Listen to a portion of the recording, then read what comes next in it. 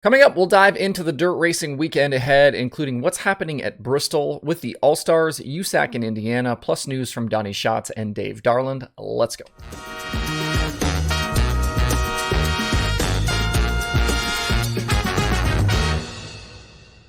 Today is Friday, April 29th, 2022. Welcome into Dirt Tracker Daily. I'm Justin Fiedler.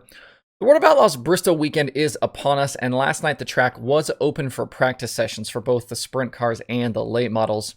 I did see some criticism on social media about them having practice with the ongoing tire shortages, but I'd argue that with the unique nature of these races, the speeds they're facing, and the changes to the Bristol surface from a year ago, that these practices were warranted.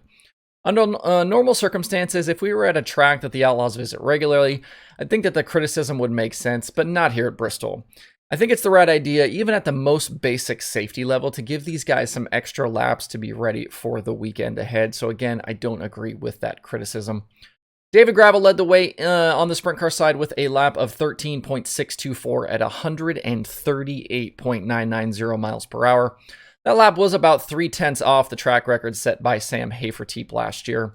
On the late model side, the Bristol Dirt Nationals winner a few weeks ago in Chris Madden set the pace with a lap of 15.218. I still think we'll be right around that low 20s number for entries on both sides, but I'll be curious to see if any more late model teams show up with that Lucas weekend being sacked. I'll have more about Lucas here in a bit. With the sprint cars, it was a clean sweep for David Gravel 1 year ago, while Josh Richards and Devin Moran split the late model race wins. The DirtTracker.com analytics prediction formula likes Gravel for the win tonight, just slightly over Donny Schatz. And I'll agree here, even with his recent qualifying woes, Gravel is still the best time trialer in the series, and going quick tonight will be key for those guys wanting to compete for the win. I do think with the changes to the banking this year, we'll have a bit more passing, but I think it'll still be difficult to move forward. With the top four of Brad Sweet, Carson Macedo, Gravel, and Sheldon Hodenshield all within 74 points of each other, the pressure will remain on these guys to keep stacking up top fives to stay in contention. With the late model series, the prediction formula favors Chris Madden, and again, I'm going to agree. He's got Bristol figured out, and he's been on a roll lately, picking up several big money wins. I'd also keep an eye on Jonathan Davenport as well. He's won at Bristol in the past, and he's already taken home more than $70,000 just from race wins over the past week. With the departure of Brandon Shepard and the Rocket team, the late model point standings are now wide open with the Outlaws. Dennis Erb leads Max Blair by 44 currently, but more wins and good finishes being available now could drag others into the mix as well. Both tonight and tomorrow will be streamed live on Dirt Vision if you would like to watch. And while we're on the topic of the World of Outlaws, 10-time sprint car champion Donny Schatz announced yesterday he's going to compete in the Million at Eldora in his late model.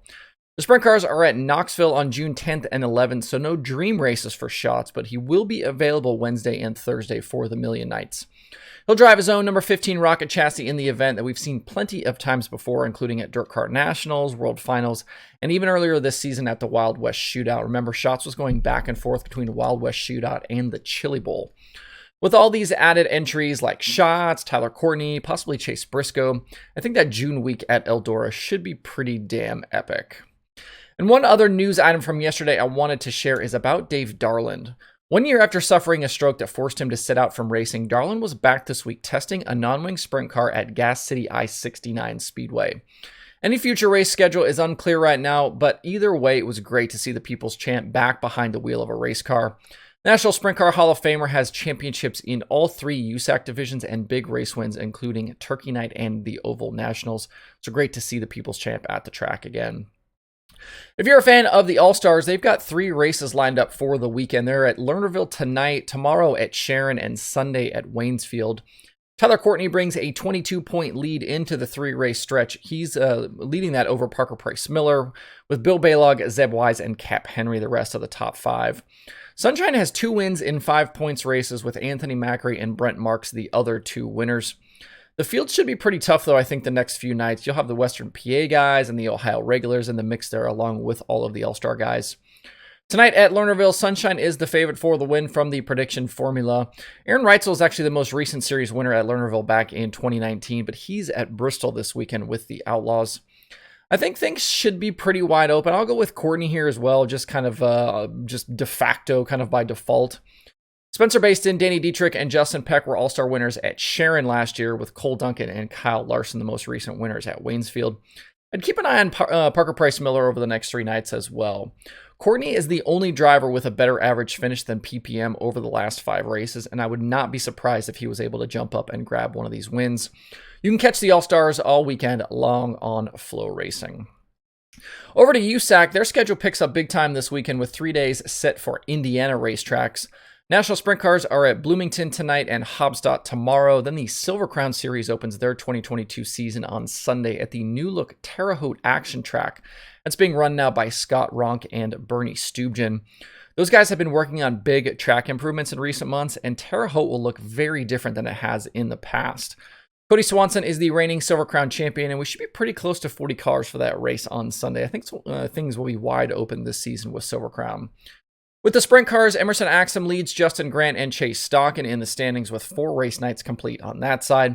Axum leads the way with 2 wins. Justin Grant has 1, and Brady Bacon has the most recent win. Bacon is also the most recent winner at Bloomington from last year, while Kevin Thomas Jr. Was the winner last time out at Hobstadt. The prediction formula likes Kyle Cummins for tonight at Bloomington, but I'm going to ride with the Macho Man. Last week at Atomic showed those guys are headed in the right direction, and I could definitely see them winning again.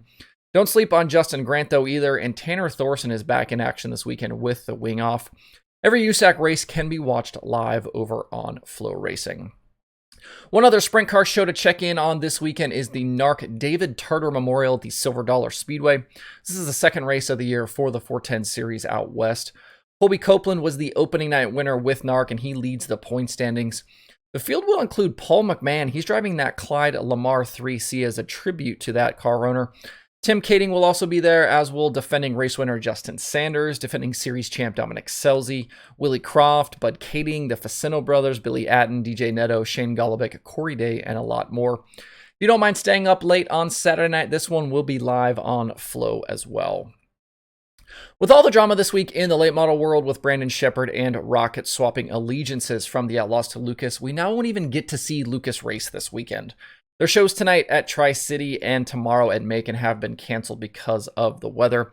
Lucas Late Models are scheduled to be back in action next weekend, May 6th and 7th at Ponderosa and Florence. The series did announce their rookie class for the year this week, with 5 drivers set to compete for Rookie of the Year. As expected, they are Ashton Winger, Dalton Wilson, Garrett Alberson, Ross Robinson, and Spencer Hughes.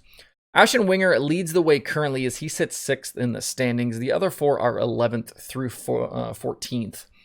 There's no guarantee all 5 will make it to the end of the year, but at least to start, this is a very nice group to have going for this award. I think Winger gets the nod as the easy favorite here. He's already run the full Outlaw schedule before, so he's got national tour experience, and he's knocked off quite a few big-time late model wins. Anything can happen, though, and this will be a nice subplot to keep an eye on with Lucas this season.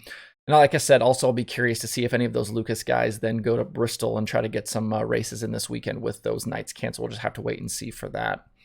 As for POWRi, their Frostbreaker Nationals at Lake Ozark this weekend have been canceled because of wet weather. Their 410 Wing Series and the War Sprint Cars were supposed to be in action there. I don't think that new 410 Wing Series has actually had a race yet this season. I know they were sort of co-sanctioned on the World of Outlaws shows at Lake Ozark and Peevely earlier this month, but the rest of their schedule has been rained out and canceled so far. That's a really crappy start for this new series trying to run around the Midwest. I know they're also keeping an eye on the tire situation, so hopefully we'll get to see some more sprint car stuff from POWRi soon. I count 25 shows. Whoops, that was the wrong button. I count 25 shows on today's streaming schedule with around 80 total for the next 3 days. That includes the Outlaws on Dirt Vision from Bristol, the USAC Sprint Cars, and Silver Crown in Indiana on Flow Racing. And there is a huge variety of local and regional racing across the various platforms. To see the full daily streaming schedule with links to watch through the weekend, visit dirttracker.com/watch tonight. That's it for the show today. Enjoy the dirt racing weekend ahead. If you have thoughts about the topics on today's show, please leave them in the comments below or tweet at me. Thanks everybody for tuning in. We'll be back on Monday for more Dirt Tracker Daily.